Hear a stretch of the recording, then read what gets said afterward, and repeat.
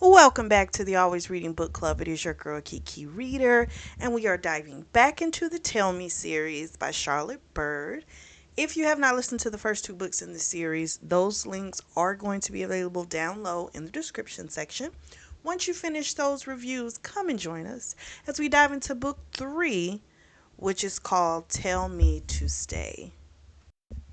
We start this book off doing something that we haven't done with the first two books, which is actually reading from the POV of Nicholas. And you all know how much I absolutely adore when they go back and forth with the POVs.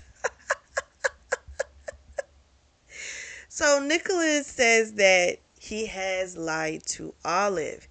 He is telling her the truth about his sister. Um, but when he offered the $1 million, we find out now technically he doesn't have it. When he made the offer, he did have it, but something has occurred. And whereas he had 6 million, he no longer has anything close to that. So that should be like pretty interesting to find out what's happened to all this money. We also find out that he is working with the FBI. And we find this out because he meets up with a guy named Art Hedison, and that's his handler through the FBI. We don't know exactly what they have on him, but we do know that he is being forced to work with them as an independent contractor. So Art is one of those guys that likes to let you know that he's the one that's in charge. He holds the strings. He has the power. Total has a complex. He's one of those types. He doesn't call him Nicholas. He calls him Nicky, which was his street name back in the day. You know, pretty much trying to keep him in place. And he calls him Art, but he wants to be called Mr. Hedison. So he's just a whole trip. So the guy tells him, "We got a job for you." And he says, "Okay, what's the job?" He doesn't say what the job is. He does let him know that if you fail this job, then the deal that we got going with you, that's going to be off. We get a little bit more information about the escort named Caitlin. She was actually an asset for the FBI. And she kind of was doing the same thing as what Nicholas is doing. You know, you make deals and, it keeps you out of jail for a period of time. But eventually they're not going to need them anymore, and they can always prosecute them with the information that they have. So uh, we don't know what her crimes were, but she had some crimes as well. And Nicholas is like, I didn't even know that about her. And the guy says, the FBI can keep secrets too. So poor Nicholas knows it's just kind of like he's on borrowed time, right? He's either going to wind up in jail or, as he says, 6 feet under. Apparently, the bureau is also upset with him because that last situation with the laptop took longer than what it should have been, which means it was more expensive. So they're not that happy with him about that. Then Art lets him know that the FBI were the ones that sped up the parole process for Owen. And they basically need for him to become best friends with Owen. Um, they don't get along because they apparently fuck the same woman, but we don't know the full story. But that's as much as Nicholas is saying right now. Um, we find out that the old boss, which is, I guess, are also the old bosses of Nicholas as well. This is who Owen turned on. So they're the ones that have put that bounty out on Olive's head because of that. But we figured that from before because of the situation. They knew he had turned on someone, and so we already knew about that. So then we jump back to where we ended in the last book review, with Nicholas telling her that she can't go pick up on, right? So now we have switched back to Olive. We find out this argument went on for a long time. She, of course, was going to pick up her brother. That wasn't going to change. Um, she has a lot of questions, and it's a hard thing with her. What is the truth? What's a lie, right? That's the whole thing. That's always, I think, has been and probably will be when it comes to Nicholas. So while she's outside waiting for her brother to come out, she of course is wrestling with the whole thing. What if what she finds out about Nicholas is something that means she can no longer be around him? That scares her more than anything. So she picks up her brother. While she's waiting, it's a long time. It starts raining. He knocks on the window, uh, pulling her out of her thoughts. She's so happy to see him. They embrace, they cry. So they leave. They go to a diner. He gets a big breakfast. They have really great conversation. She had been really afraid that there might be stalling, but so far it's been like smooth sailing. Also, they're not talking about Nicholas, right? So that's going to be a point of contention, and no one's bringing up that subject. So they have been able to flow just like they have before when they did their communications via email and over the phone. She had initially wanted Nicholas to be there as her buffer, but come to find out she didn't even need him. Um, she doesn't have the courage to tell her brother that she quit her job. So when he's asking how the job's going, she just talks about, what she was doing before with the whole, the test questions, the test questions that she was coming up with for the standardized test. She does tell him though that it's not fulfilling work, you know. Um she feels kind of bad about complaining when, considering what her brother's issues are. But I'm like, at the same time, everybody goes through something, right? And he was in there because of choices he made. So you don't have to diminish what you got going on because he was fucking stupid. I'm just saying that's how I view it. Like, yeah, that's a big deal. You did a lot of time in prison, but you did that based upon your choices, right? So I shouldn't have to all of a sudden act like I don't have a care in the world and I got shit going on too because you feel like your shit should be considered bigger. No, like shit. She didn't even have to come and get his ass. You know what I'm saying? So I don't like for her to try and push aside her feelings when it comes to certain folks especially. Um when it comes to that mom, when it comes to this brother too. Like I don't like for her to have to do that because none of these people have shown you that you need to put yourself secondary. They have always put themselves primary, you know? And it's like they're trying to, it just feels like she's always had to put herself secondary, third, that type of thing. And everyone else can think of themselves as primary. So I don't want her doing that. Um,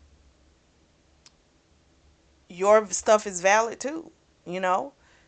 So I was she thought that way, and I was just like, girl, don't do that. No, you are valid, okay? Your complaints are valid. If you're not fulfilled with your career, you're not fulfilled with your career. That's what's going on.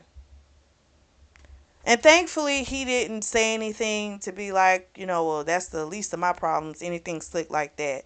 So it's like, okay, well, at least he didn't say anything, because I would have been like, I can't stand him. So then we switch back to Nicholas after Art leaves. He just sits in the car. He of course is thinking like how is he going to do this, you know? He also knows at some point he's going to have to betray Owen. If I got to get close to him, I got to betray him. That's how this normally works in this game. And he just doesn't know what the situation is going to be, and that's a little hard for him now because you got to remember he's falling for Olive, and she's extremely close now with her brother. So that's gonna get a little icky. We get a little backdrop, and we find out that Nicholas he came from nothing. The mom used to have a bunch of boyfriends. They barely paid bills.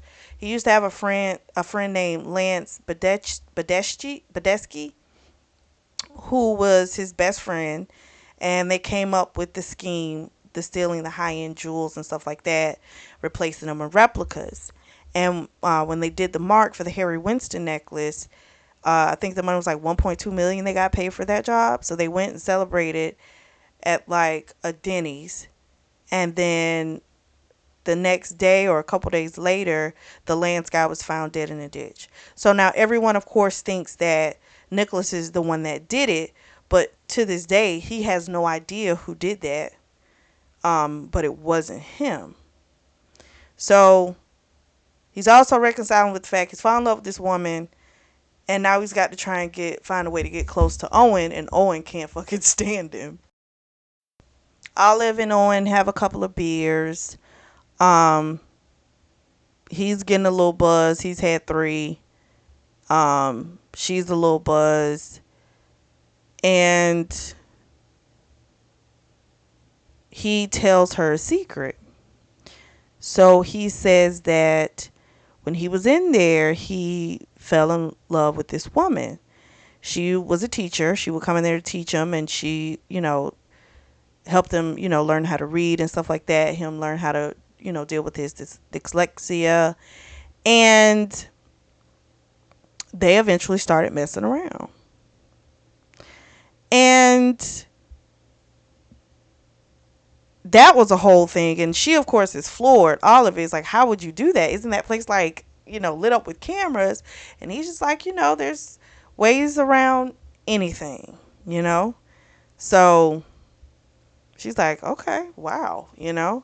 So then there's a knock on the door and her stomach drops. It is our boy Nicholas.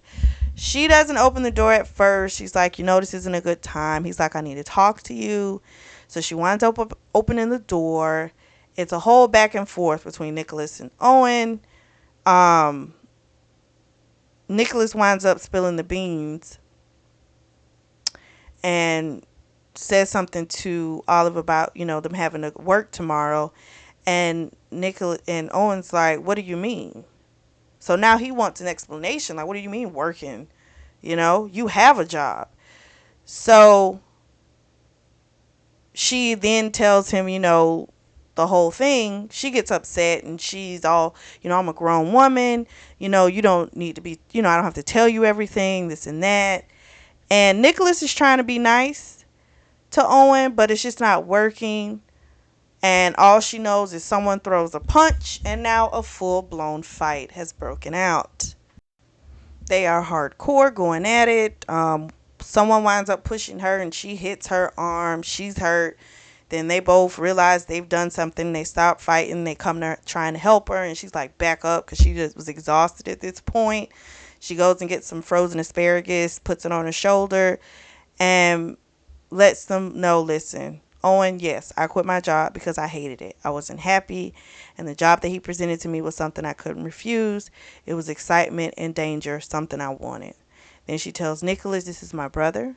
That's not going to change, So she's freaking out a little bit because in this moment she realizes it's a possibility she might have to make a decision, right? She might have to cut one of these people out of her life, and that's a decision she never wants to have to make. And then there's another knock on the door, and it's the police. And they say, Mrs. Kearns, we have a couple of questions for you.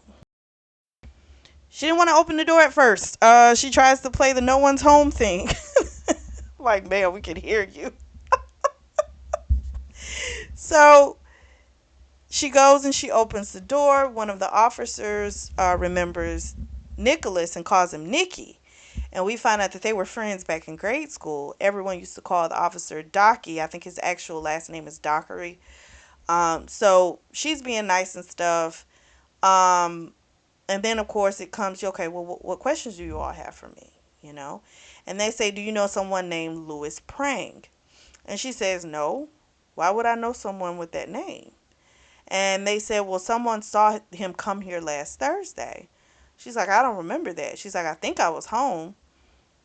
And she acts pretty quickly. I was pretty freaking proud of her. She realizes this is that night that the man came, the assassin, what do they call them? The hitman came to take her out. And then he was the one, Nicholas, that wound up taking that guy out. But she thinks pretty quickly. She's like, well, a woman came by to buy a rug for me, and she had a couple of movers come in with her, and she gave me her card before she left. And he gives her a little pat on her back, like, good girl, you know what I mean? Because he thought she was finna fumble. So then she's like, well, okay, well, what is this about Lewis praying? And they say, well, his body was found in the Boston Harbor. The cops eventually, they're satisfied with what she says. Nicholas even joins in with what happened. Um, and they were like, a neighbor saw the moving guys, and they saw that, I guess they saw they saw a guy, right, by himself. But then they're like putting two and two together. They was like, well, maybe you just saw the moving guys that came. So clearly they were setting up an alibi, and we knew that, at that point, because it didn't make, it had to be. She had already circled, the advertisement in the magazine, left her card, all this stuff. There was a check given for, to link everything together. So clearly it was to set everything up to where it would all look very non-criminal, and it worked, because, and I'm really proud of her, because I really thought she was going to fumble. I really did. So Nicholas is going to head out. She didn't want him to leave, but at the same time, it wasn't really a good thing for him to stay with so much going on. She goes outside with him. They have their whole little, I'm sorry about what I said the night before, back and forth. They have this long kiss. And then, of course, Owen interrupts them. And she's like, okay, I'll call you tomorrow. And then when she gets to the door, Owen tells her, you need to stay away from him. You have no idea who he really is. So they're inside. She's washing dishes. He, of course, is still on this leave him alone, this type of stuff. Um, he's telling her he took out, his friend, partner, all this type of stuff. She's like, you don't have any proof, you know. And then she also says to him, you don't have any space to like try and play Big Brother right now, you know. Because he was like, you're my little sister and I love you. But it's almost like, I wonder if it's genuine. It's like it's used in a way, to me, that's fishy. Because it's like you're saying that to get her to feel softer towards you, so you'll do what she wants you to do, you know? Like, oh, I'm trying to be protective of you. I'm your big brother. I love you, and this and that. So this justifies you trying to judge her and what she's doing. Here's the thing. Do you have proof of what he did, right? This is speculation that people think. Could it be possible? Yeah, you know? But you don't have any proof. And I never understand why people keep hacking at people about stuff when they clearly are not receptive to what you're telling them, right? She is not being receptive to him. It's making a wall go up. So it's like, why keep trying to like beat a dead horse? Like, some stuff she's gonna have to figure out on her own. And she clearly wants it that way. And she goes off on him, and I wasn't mad at her about it. She's like, I've been the only person in your corner all this time, you know? So it's just kind of like, give me some space. Don't feel like you need to know everything about what I got going on. I can't know everything about you, right? She doesn't know all about his past.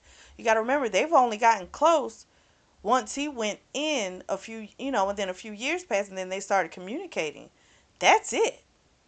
So before then, she didn't know everything you had going on. So it's like, you want privacy. You don't want to tell all of your stuff. You want to empty out all his stuff, but you ain't telling everything.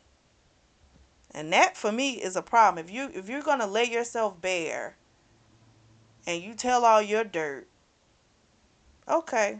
Well, maybe you got something to stand on, but still there's no proof. You got to have some type of proof. That was my little rant about him. So she winds up going to bed, and she winds up texting Nicholas, I miss you. Um, and she says, I want to see you. He's like, okay, I'm coming. So she winds up sneaking out to go see him. He's all dressed up in like a nice suit. And she's got on like this frumpy t-shirt, tennis shoes. They wind up going to this expensive hotel. And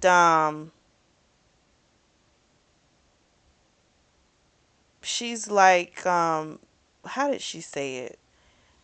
Actually, Nicholas was the one that brought it up. He says to her, like, okay, we're partners. He's like, but I need to know, like, do you like me? Do you want this to be more? So she's like, what are you saying? Like, are you saying like you want us to be together? He's like, yeah, I want you to be mine.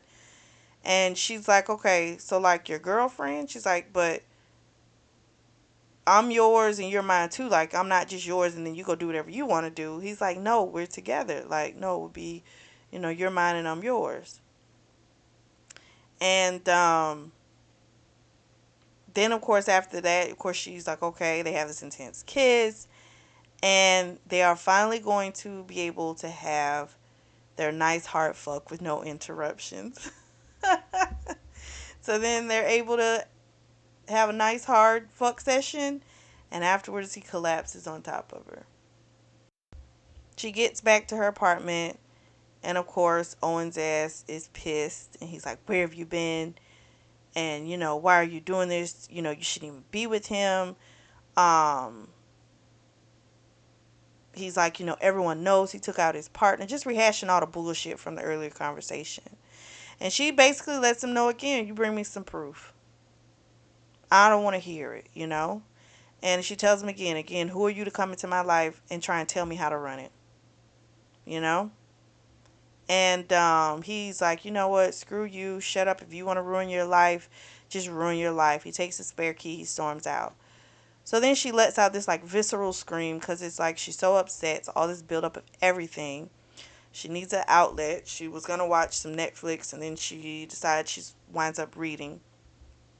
Shout out to Charlotte Byrd. She made the character have Charlotte Byrd as her favorite author and the different reasons as to why. And I adore that. I was like, yes, the confidence, yes. And Charlotte Byrd is a great writer. I love her writing. I love her stories. So that was just really neat. I don't think I've ever read where an author has done that. So I thought that was just super cool. Really loved it. So then he comes back from his meeting with his probation officer, Owen does, tries to pick up the conversation where it left off. She's trying to forget about it. Um, and again, my thing, you see she's not being receptive to it, stop fucking trying to come at her about it. It's just not going to work. So then she starts showing him how the phone works and stuff like that. 'Cause you got to remember, he's been locked up for a long time. Technology has advanced. It's different. So she's showing him her iPhone, stuff like that. And then they wind up going to the T-Mobile store. She's going to add him on her plan and all this type of stuff. And a text comes in on her phone while she sits it down and he sees it and it says about them meeting up tonight, and he goes into the whole spiel, oh, so you're going to meet up with him and all this type of stuff. And she doesn't know what the whole deal is going to be tonight for the job, but even if she did, I'm like, you can't fucking tell him anyway. But Owen's all pissy. So then Owen says to her, I bet you he told you a bunch of lies, right? He hasn't told her anything, but she fakes it. And she's like, he told me everything. And it actually works. So now he winds up telling her the information.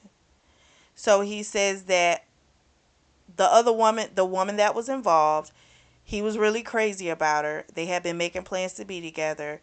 And then 2 days before his shooting incident, she wind up fucking Nicholas. And so that of course destroyed Owen. And then he went in, right? So I guess for him time has stopped, right? That's where he's left off in that place. And I get that. Nicholas is also the last person that saw her alive.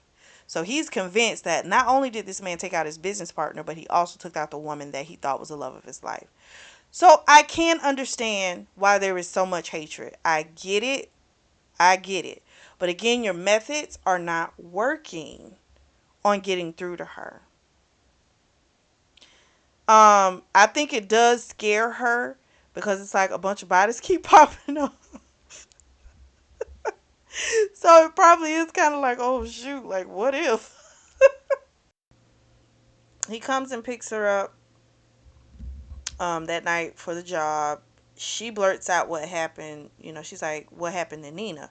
So Nina is the name of the girlfriend that Owen was talking about. He gives this look because he knew this was going to happen. Like, he knew he was going to have to eventually talk about this, right? So he says that Nina had caught Owen flirting with another girl. And then Nicholas was at the bar. They got drunk. They were too drunk to drive. There was a motel door next door. So, like, he was like, you want to split the room? She was like, cool. They get in there. They start kissing. They fuck. Nina wanted to work it out with Owen. He's like, fine, that's cool. Even though he did want to see Nina again because they had a great time. But he was like, cool, no problem. And then before he knows it, the girl winds up with a bullet in her head in Connecticut. So he had an alibi. He was at the movies. They have him on camera, everything. But Owen still thinks he's the one that basically took away the love of his life. So she's hearing the information. She doesn't know if she can believe what he's saying, right? And of course, this is going to be a problem. So they're at this place, meeting up with the target, a woman named Kristen and her man named Becker. And they're having a conversation. And she tells them about the job she had, doing the math problems. People always seem very interested in that job. Um, they share some lava cake, chocolate lava cake. The woman's getting kind of sexual. And she's wondering, okay, now the interesting part of the evening is about to start. So things are getting spicy. But our girl Olive is not able to go through with it. She says she had never had this type of experience, even though she kind of did, but they didn't fully go through with it back in Hawaii. Um, but she was honest about it, and she said she was nervous and stuff like that. And the woman was like, call her and all this type of stuff. And she tells him, maybe tomorrow night. Then, of course, they get in the car. Nicholas is pissed. He's like, if you can't do this, this is going to be a problem. He's like, I thought you said you were ready. She was like, I just couldn't do it. I've never done anything like that before. He brought up the whole thing about what happened in Hawaii. And it was because of that conversation that I think they had in the car, is put all this doubt in her head, and whatever way she's normally able to kind of let her guard down, she wasn't able to do it.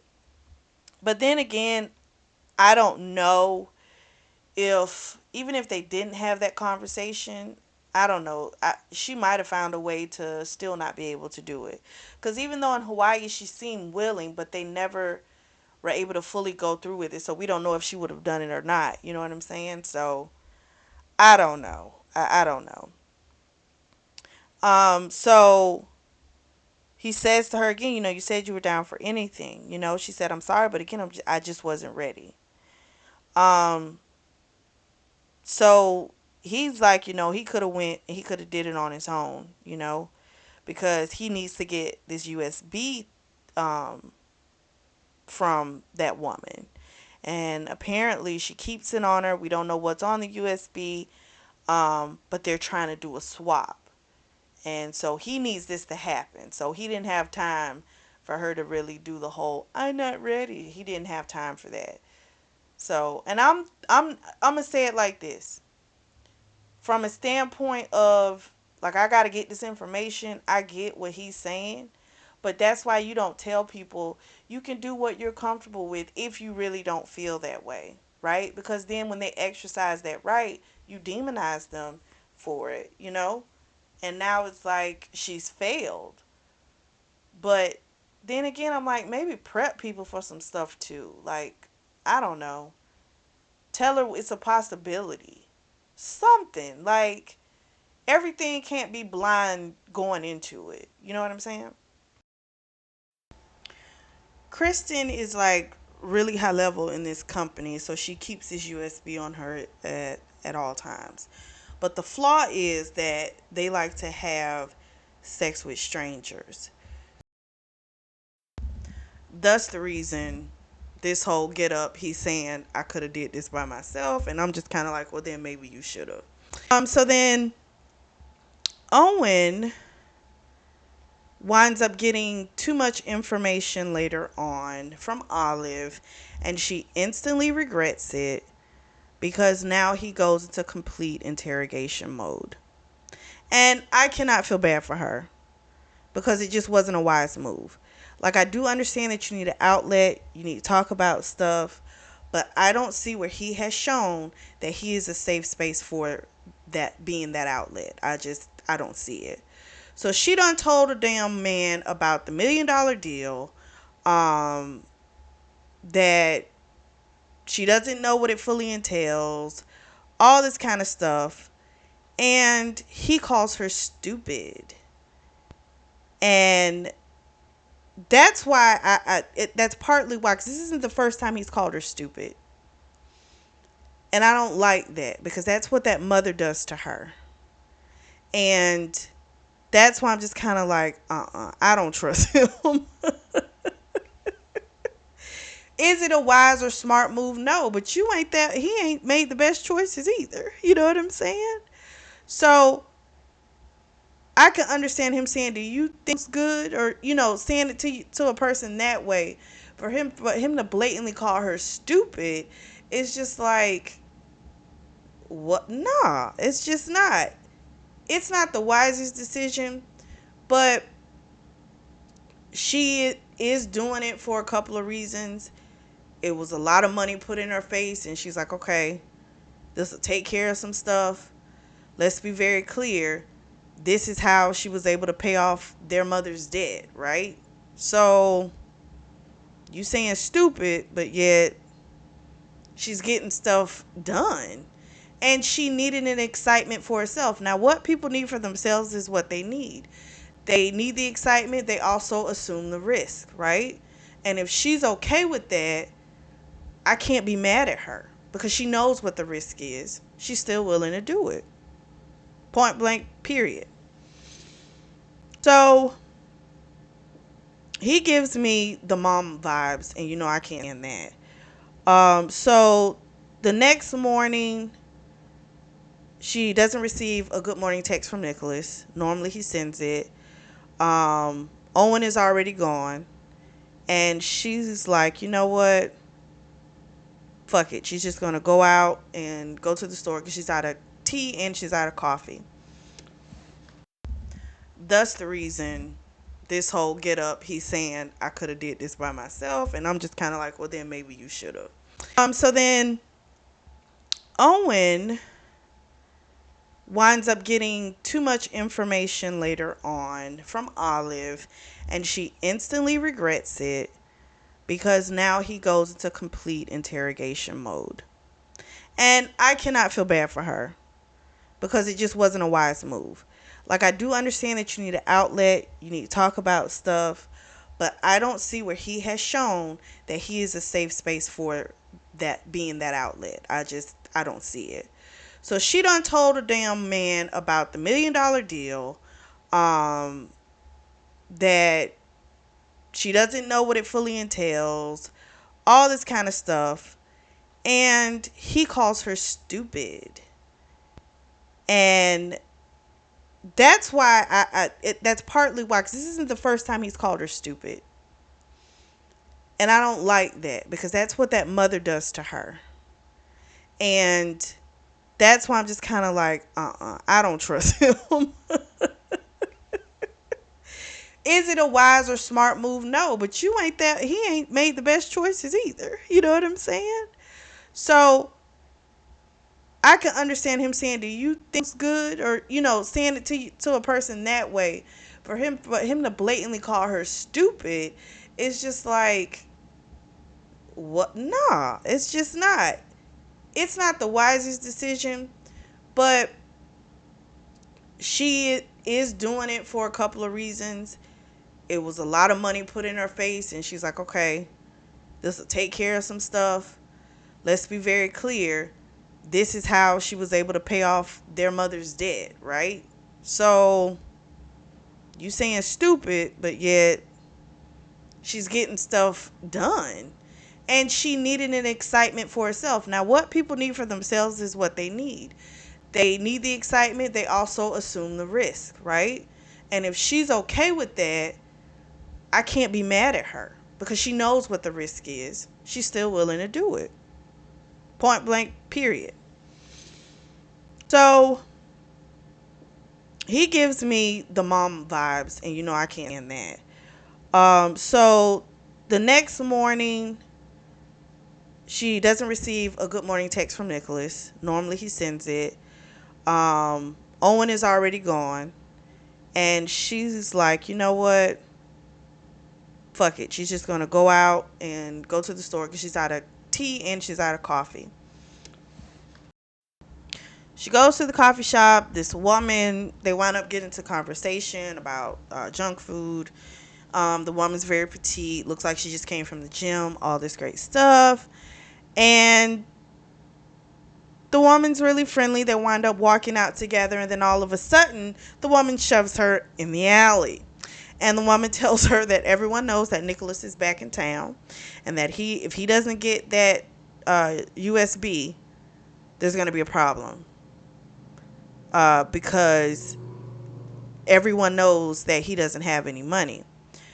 But everyone knows he also has a special set of skills. So she's hearing this, and she, of course, is thinking he doesn't have any money because Owen had said the same thing to her as well. And so she's acting like she doesn't know what the woman's talking about. And the woman says that, they tried to let him think that it was optional for him to have to get that USB disc, but it's not. It's got to be done. And there has been a bounty placed on Owen's head for $100,000 if he doesn't follow through. So she's still trying to play stupid, but the woman's like, she leaves a piece of paper with the name Janet Bailey on it, and she walks off. So whole state of shock. She basically stands there in the alley for a while because she can't really move. Some guy comes up to her trying to bum a cigarette or a light, and she's like, okay, I need to get my ass from over here. She just starts walking away from her apartment, and she winds up at his hotel. He's shocked to see her. He's like, well, we supposed to meet up and all this type of stuff. And that response itself to me was kind of like, he plans everything, right? So why would you even say to me, did we then plan? You're the one that fucking plans. So that made me suspicious of him. We know that he doesn't have the money, right? Because we've read from his POV that he doesn't have it, but she doesn't know. So he starts saying to her how beautiful she is and all this type of stuff, and they start kissing, and before you know it, he's got her ass on the bed, and her mind goes blank. She wakes up, she's beating herself up because she didn't ask any questions. So they fell asleep. So when they wake up, he's ready to go at it again, but then she puts her foot down, and she's like, no, we need to talk. And he's like, what? He tells her that Kristen did reach out and wants to know if we can get together again. This is Nicholas asking Olive. He tells her again, you don't have to, but I'm still just kind of like, stop saying that to her.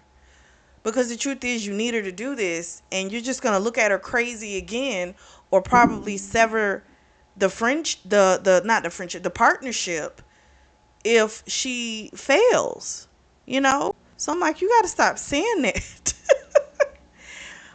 She does say to him about getting paid, and he says, well, what do I owe you? She pulls out a calculator. It's $38,400. She's like, but you can just pay me $38,000. And she's like, I have bills coming. So he's like, okay. He's like, can I write you a check? That right there made me go, wait a minute. He wired her money before. So why do you need to give me a check this time? I'm like, something is up. She, of course, is like, okay, she deposits the check, it's good, and if it's bad, she's not going to find out till she tries to cash the check. which it is a Friday, by the way. So if she doesn't deposit that check today, she's got to wait until Monday. We switch back to Nicholas, and the first thing he thinks is that he just lied to her. He does not have the money. Nicholas says he only has $3,000 in his account. That's it. Nothing else to his name. So he's supposed to get $200,000 for doing this job, and possibly even more from a third party. So he's hoping she'll hold off a couple days, and because it's Friday, she won't. Yeah, I think the bank closed in like less than 2 hours. So she asked him again, if the money's, if the check is good, and he says yes. He switches the subject, asks how things are going with Owen. She says we've been fighting a lot. She doesn't admit that she told him every fucking thing. Um, I don't think she said everything, but she said enough that she knew it was a mistake to do it. Um, he tells her that he basically wants to come off like a good guy, right? He doesn't want to appear to Owen as the monster, and that's how Owen sees him. So he's trying not, he has other thoughts about Owen, but he can't say that to her. So he's trying to do the whole give him time, even though he thinks Owen is a piece of shit. And it works because then she says, what time are we meeting Kristen and Becker? They go to meet up with Kristen and Becker. She gets some drinks in her, and she finds that she's a little bit more down to do this. So the alcohol is definitely giving her the courage to do what she really would want to do. Um, she spills the drink in Becker's lap. She takes the napkin, put it on there. His dick is hard. She squeezes it a little, and she even says maybe we should take these drinks upstairs. So she's about three drinks in at this point. She's a little bit, I don't want to say, she's not really drunk, but she's tipsy. Um, she doesn't have a really high tolerance anyway. So they get upstairs. They're trying to figure out a way of basically how are they going to switch this USB drive out. And it's looking like it's going to be kind of difficult.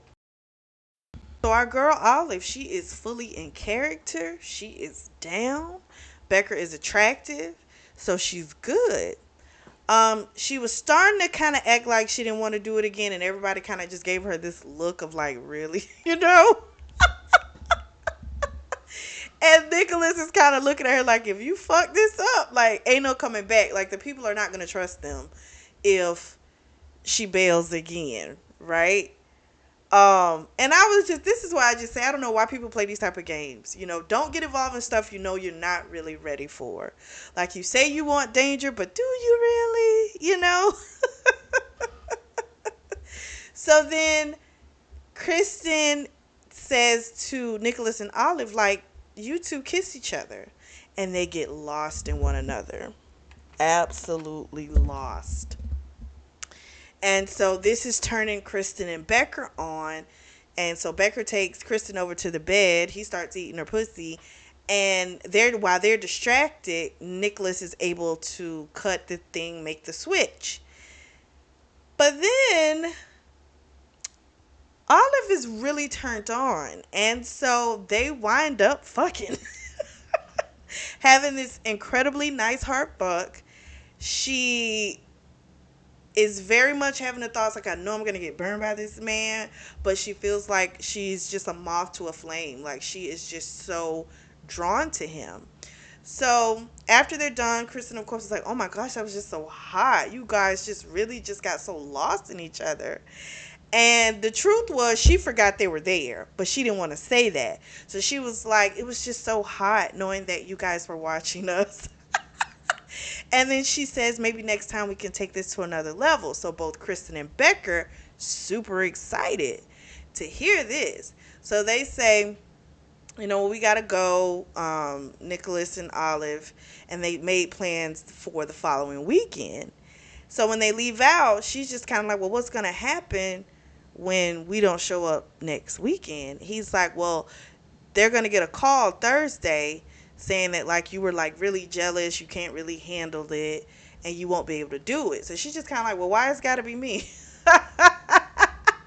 He says, or you can make the phone call and say, I'm the jealous one. Either way, that's what's going to happen come this Thursday.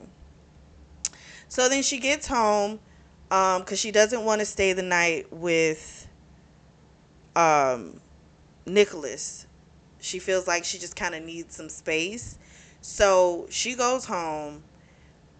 Owen's not there. She's been calling him, texting him. He's not responding. He's not saying anything. So now she's just like sending messages like, what the fuck? Like, where are you? And she, of course, is thinking about that threat that the Janet woman had told her about that bounty being on his head. We switch to Nicholas's POV. He's making the exchange um, with the, what's his name? I forget it. Art. He's making the exchange with him. And he's trying to get out of Boston. Dude does not want to be he does not want to be here too much longer. He's like, there's too many things going on. So then he gets a call from Olive, and she's freaking out because Owen didn't come home last night. He's not answering her calls or text messages. Um, so he tells her at first what she wants to hear. Um, well, he says, well, he's probably just out. But when he realizes she's like really worried, he's like, okay, I'll help you find him. So then they go back to the apartment, look through his stuff. At first she's like, we shouldn't do this. And I'm just like, well, if you want to know what the fuck he is, you don't have any leads. So if you're trying to figure it out, or you can just sit and wait, make a decision, you know? So when he's looking through his journal, she had told him about the professor, whatever, that he was messing with. And he looks through the diary, sees the name Gabrielle Gabby, and she was a teacher at Roxbury College. And so they wind up looking up her information. They get her address. They go to her apartment. She closes the door and talks to them outside. Um, and when she says Owen's name, she says, Olive's like, I know you guys had a relationship. And the woman's like, no, we didn't. She was like, I was just his teacher. I haven't seen him. I haven't talked to him. And she's kind of pissed. And then a guy comes, and we find out it's her husband. And so we don't know if there was an affair or if this was just something that Owen said. We really don't know. So then they leave from there. She has a full breakdown. Nicholas is like, what are you not telling me? Because he's still thinking like, okay, this dude is grown. He's probably just out, He just needs some time, needs some space to himself. Like, he doesn't think it's this big deal. So then she winds up telling him about the conversation with the woman. Now he's starting to freak out. His vision is getting blurry because she wasn't supposed to know anything about that Mark in Martha's Vineyard with the Harry Winston necklace. So he's freaking out because he's trying to figure out who the hell is this? How do they know? Right? And so she's like, well, you gave the flash drive, right? He's like, yeah, but I gave the flash drive to my handler.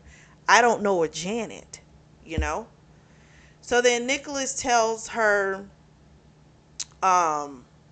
his boss doesn't work for Janet, The boss that he was working for at the time when he did do that Martha's Vineyard job, there's no debt with that.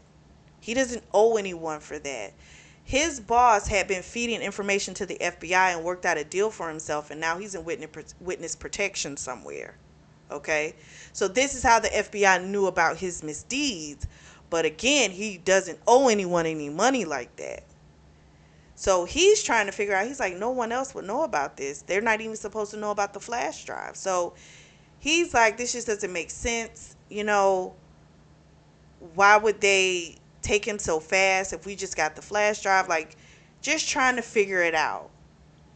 And he tells her, like, the people are really pissed that he turned on, like, they do want to make him pay, you know what I'm saying? So now the question is, what the hell was on or is on that flash drive? So Nicholas goes and meets up with Art Hedison to see if maybe he has some information. The guy, of course, is a fucking jerk. He can't hide it. He's just awful. He also doesn't have a good poker face. So when Nicholas says that Owen is missing, he can see true shock go on his face. But the guy's a dick, and he, of course, is like, well, you need to find him. I'm not doing you any favors. Your job is to make my life easier, not for me to make your life easier. And he's like, you need to find him, because if you don't, then that means you can't follow through with the mission, which we still don't know what that's going to be. He's like, and then we're going to have an even bigger problem. So now they're back at her apartment. She's drinking. She's thinking she probably should go check and see if he went to see their mother. She is absolutely dreading this. And before they leave, they wind up fucking on the couch. They go see the mother, this nasty heifer. I cannot stand this woman. Shout out again to Charlotte Byrd, because she evokes emotion out of me when I read about this woman. Oh my gosh, I can't stand her. So she tells her she hasn't seen him. She even says, it would have been nice for him to come and visit since it's been so long. So they're getting ready to leave out. Guess who pops up at the fucking door? It's Owen's ass with takeout. He won't say anything to Olive. He goes inside. She follows him. He's like, my phone was broken. Well, we find out what happened is the mom broke the phone so he wouldn't leave. How crazy.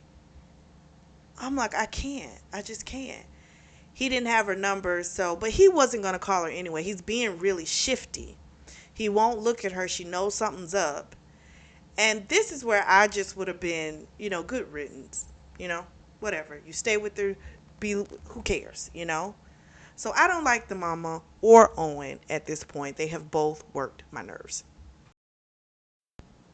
Owen tells her the reason he left is he just wanted to see mom. That's his only one.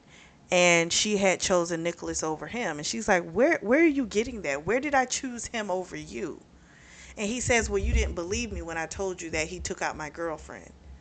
And she said, you don't have proof of it. He's like, I know he did it. And if he's going to be in your life, then there's no room for me. And then we find out his ass has been smoking meth with the mother.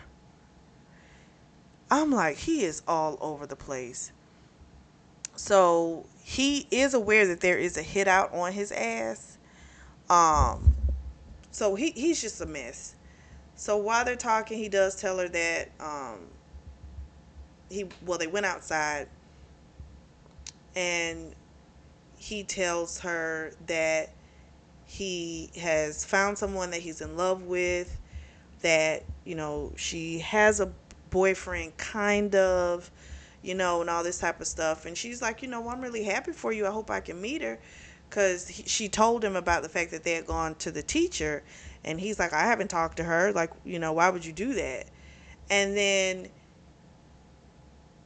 he is like, I don't know. He just seems a little too attached to Olive. And I don't know if it's an incestual type of thing or if it's just because she was the one that was there. I'm trying to figure this out. So as he's talking, and she's like, pretty much like, you could have just told me if you wanted to be over here. That I was just concerned about you. I was about to go to your parole officer. And he loses it on her. He's like, don't you ever fucking think about going to my parole officer and da da da da da. I mean, completely spazzed on her. He's like, if you ever do that, like, I'll never speak to you. Like, he was just gone. And so I just don't feel like he's really a good person either. Especially with the fact we also find out, yes, he learned how to read in there, but he was still doing meth until apparently a few years ago. So I don't know. I'm just not too crazy about the Owen guy either. They're outside talking, then all of a sudden, boom, boom, boom, shots ring out. Owen's been hit. She's calling for somebody to call 911. And he says to her, Owen does, he's like, I love you. She says, I love you too. Again, Our boy Nicholas is right there, but for whatever reason, he doesn't get hit. And he's trying to tell her, it's going to be okay. They're going to get him to the hospital in time. He's going to survive. So it's been a few days. He's now in an induced coma. He had surgery, still in critical condition. The mother was there at first, but then she stopped coming because she felt like she could just wait at home. A few days later, she comes in. She tells Olive she's got something to talk to her about. They go outside. And Olive asked her, like, well, do you know who the woman is that he's in love with? Because maybe I can get her here, she can come and talk to him. They say people in comas, they can hear people and it can help them, remind them of who they are, the life they had. She's like, maybe I can get her. The mother says, I got to tell you something. And she's like, okay. She's like, you know what? I'm just going to just tell you. The person he's in love with is you. Olive goes, that's not possible.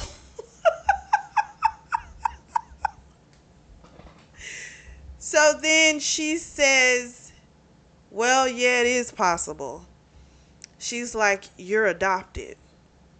That's not your brother. I'm not your mother. And who you knew as your father wasn't your father. Talk about a whole ass mind fuck. She feels like any moment, like the mother is like going to say this is a joke, this is some crap, but apparently this is the truth. The mother says when he came over and they got high, he told her that he was in love with Olive, and he's known that Olive wasn't his sister since he was like 15. And when she started writing him and stuff in prison, he completely fell in love with her. So that's the reason why he's like, she's not married. She doesn't really have a boyfriend, because he's talking about her. And I figured like because his reaction to her was one of like a scorned lover. It didn't act like a brother. You know what I mean? It was like, it's almost like when he would say, I'm your brother, I love you. Like, it was like this, some type of way to like get her to do what he wanted. It just seemed really weird. It didn't seem genuine. And it's because he's been in love with her. She's in love with somebody else. So now it makes even more sense that not only did Nicholas, according to him, take out who he loved initially, but now you have the person that I've been in love with for years. You have her. So I'm like, I don't know how the hell Nicholas is going.